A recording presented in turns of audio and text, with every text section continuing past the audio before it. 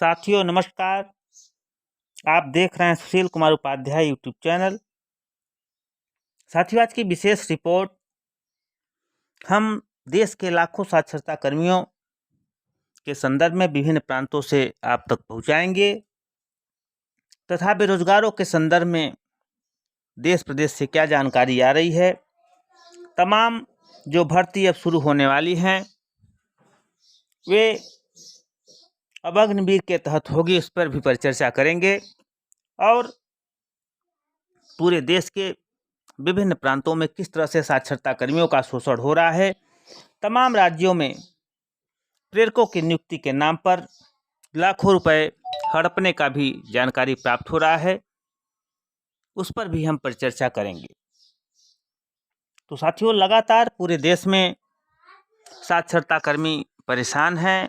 तमाम प्रयास के बाद न उनका बकाया मानदेय मिल पाया है, न उनकी संविदा बहाली हो पाई है। लगातार वे संघर्ष कर रहे हैं। केवल सरकार की तरफ से उनको आश्वासन की घूंटी पिलाई जा रही है। छत्तीसगढ़ में लगातार संदीप द्विवेदी की अध्यक्षता में साक्षरता कर्मी अब आर पार की लड़ाई लड़ रहे हैं। वे लगातार विधायक और मंत्रियों पर दबाव बना रहे हैं कि 4 वर्ष बीत जाने के बाद सरकार ने जो वादा किया था उस पर अमल क्यों नहीं कर रही है, केवल आश्वासन की घूंटी पिला रही है। बिहार में भी साक्षरता कर्मी लगातार मुख्यमंत्री पर दबाव बनाए हुए हैं, क्योंकि तमाम आरजेडी के सांसद उनके मुद्दा को लोकसभा राज्यसभा में रखे थे और आरजेडी ने बड़ा वादा किया था कि हम साक्षरता कर्मियों को समायोजित करेंगे, लेकिन प्रक्रिया प्रारंभ है। अब कितना समय लगेगा, जैसी भी कोई जानकारी आएगी हम आप तक पहुंचाएंगे। उत्तर प्रदेश में शिक्षा प्रेरकों का प्रतिनिधिमंडल प्रदेश अध्यक्ष सत्यवान वर्मा की अध्यक्षता में शिक्षा निदेशक से मुलाकात की है। उन्होंने कहा है कि इसी माह के अंत तक आपका मानदेय भुगतान की प्रक्रिया पर परिचर्चा कर भुगतान कराने का प्रयास करेंगे और नई योजना में वॉलंटियर के रूप में जो काम करना चाहेंगे उसके संदर्भ में हम लेटर बेसिक शिक्षा अधिकारियों को भेज रहे हैं। नई योजना अगले महीने शुरू होने जा रही है, उसमें वो लोग काम कर सकते हैं। तो तमाम बातें हैं, लेकिन अभी कहीं तक शिक्षा प्रेरकों का समायोजन नहीं हो पाया है। लेकिन सरकार किस तरह से लाखों लोगों को बेरोजगार कर रही है, किस तरह से जो बेरोजगार हैं, जो टेट पास हैं, जो बीएड हैं, जो वेल क्वालिफाइड हैं, आज उनका कहीं समायोजन नहीं हो पाया है, जिसको लेकर वे लोग परेशान हैं। और सरकार अब शिक्षक भर्ती की नई नियमावली को लेकर आई है, जिसको राष्ट्रपति की तरफ से मंजूरी दे दी है। बीएड वाले के लिए बड़ी खुशखबरी, अग्निवीर के तर्ज पर भर्ती होंगे शिक्षक। 1 सितंबर से नया नियम, 10 साल होगा शिक्षकों का कार्यकाल और 4 गुना शिक्षक लिए जाएंगे। क्या आने वाले समय में जिस तरह से अग्निवीर सेना में आए, जिसका व्यापक विरोध हुआ, अब बैंकों की तरफ से भी जानकारी आ रही है कि वहाँ भी अग्निवीर के तहत क्लर्क के रूप में लोग रखे जाएंगे। ऐसी ही जानकारी आ रही है बीएड वालों के लिए। 1 सितंबर से नया नियम, 10 साल तक के शिक्षक रखे जाएंगे।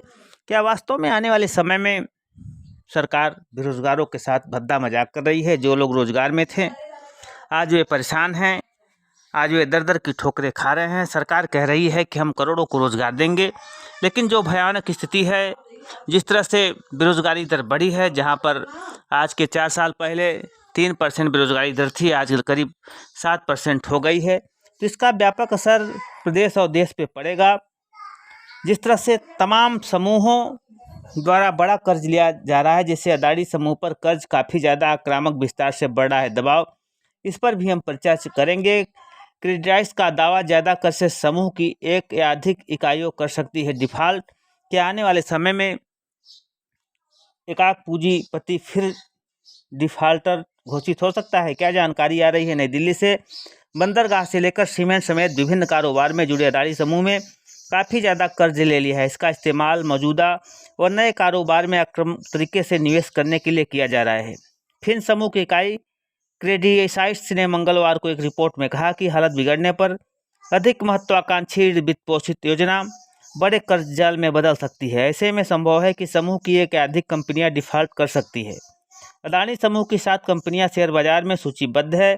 इनमें 6 कंपनियों पर 2021-22 के अंत तक 2.3 लाख करोड़ रुपए का कर्ज था। नकदी को निकालने के बाद शुद्ध कर्ज 1.73 लाख करोड़ है। इन कंपनियों पर अमेरिकी डॉलर बॉन्ड को लेकर बकाया भी है। रिपोर्ट में कहा गया है कि समूह के आक्रामक विस्तार से कर्ज और नकदी प्रवाह पर दबाव पड़ने के साथ जोखिम भी बढ़ रहा है। यह समूह के लिए चिंताजनक है। दूसरा सबसे बड़ा उद्योग समूह है। टाटा समूह के बाद अदानी देश का दूसरा सबसे बड़ा उद्योग समूह है। कुल बाजार में पूंजीकरण सोमवार तक 19.74 लाख करोड़ रुपए था।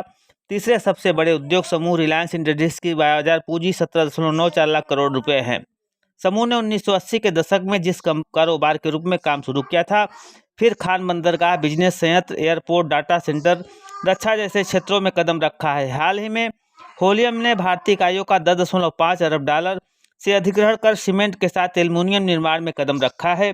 जोखिम पर मजबूत ट्रैक रिकॉर्ड। रिपोर्टों में दावा किया गया है कि अदानी समूह की कंपनियों में प्रवर्तन इक्विटी पूंजी डाले जाने का पक्का साक्ष्य है, लेकिन समूह में पर्यावरण, सामाजिक और संचालन के स्तर पर कुछ जोखिम भी है। इसमें कहा गया है कि समूह के पास अदानी एंटरप्राइजेज के जरिए कंपनियों के संचालन का एक मजबूत ट्रैक रिकॉर्ड के साथ ही भारतीय अर्थव्यवस्था के बेहतर तरीके से कामकाज से संबंधित बुनियादी ढांचा का एक पोर्टफोलियो भी है। बिना अनुभव नए कारोबार में इनको हटाने का काम करेगी। तो साथियों, पूरी रिपोर्ट हम आप तक पहुंचाएंगे, पूरी जानकारी आप तक हम देंगे।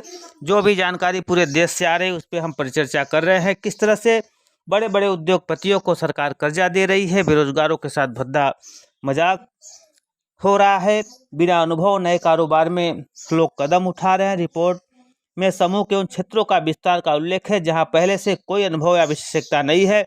इनमें तांबा, रिफाइन, पेट्रोलियम, दूरसंचार, एल्युमिनियम उत्पादन शामिल है। माना जाता है कि नई कारोबारी इकाइयों का कुछ साल तक मुनाफा नहीं कमा पाती है।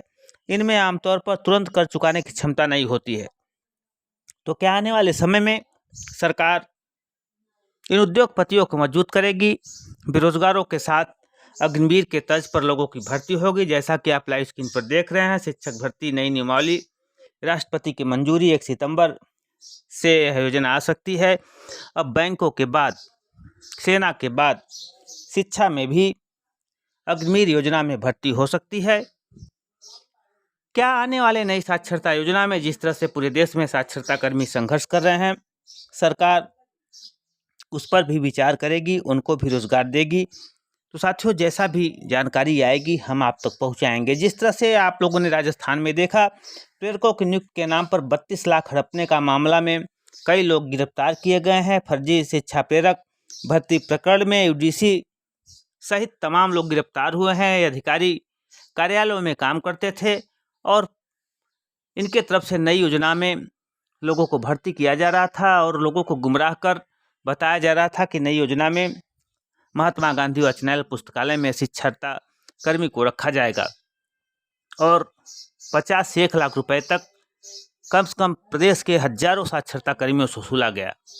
तो आखिरकार इस तरह का बंदरबाट कब तक? ऐसे अधिकारियों पर कड़ी कार्रवाई हो जिससे कि भविष्य में बेरोजगारों के साथ भद्दा मजाक न हो सके।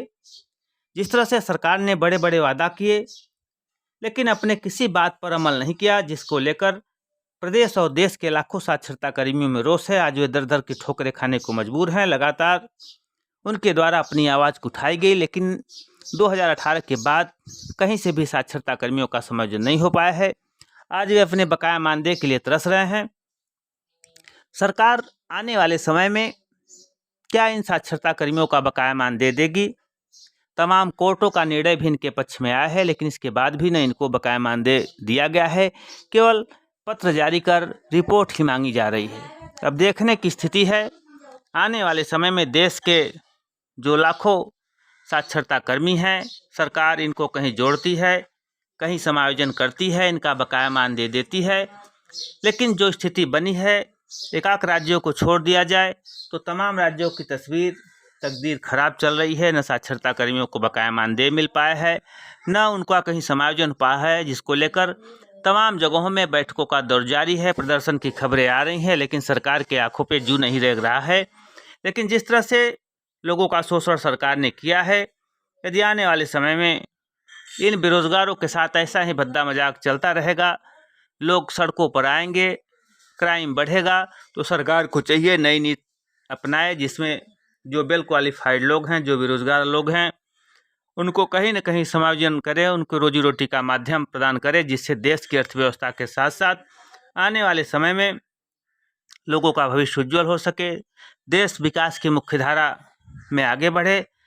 हम ऐसी ही संभावना सरकार से कर रहे हैं। अब देखने की बात है आने वाले समय में सरकार क्या अग्निवीर के तर्ज पर ही लोगों को भर्ती करेगी या आने वाले समय में नई योजना लाकर लाखों करोड़ों को रोजगार देगी। आने वाले समय में जैसी भी साथियों जानकारी आएगी, चाहे साक्षरता कर्मी हो, चाहे बेरोजगार हो, चाहे देश की जो भी अपडेट हो, उसकी जानकारी सर्वप्रथम हम आप तक पहुंचाएंगे। साथियों धन्यवाद, नमस्कार।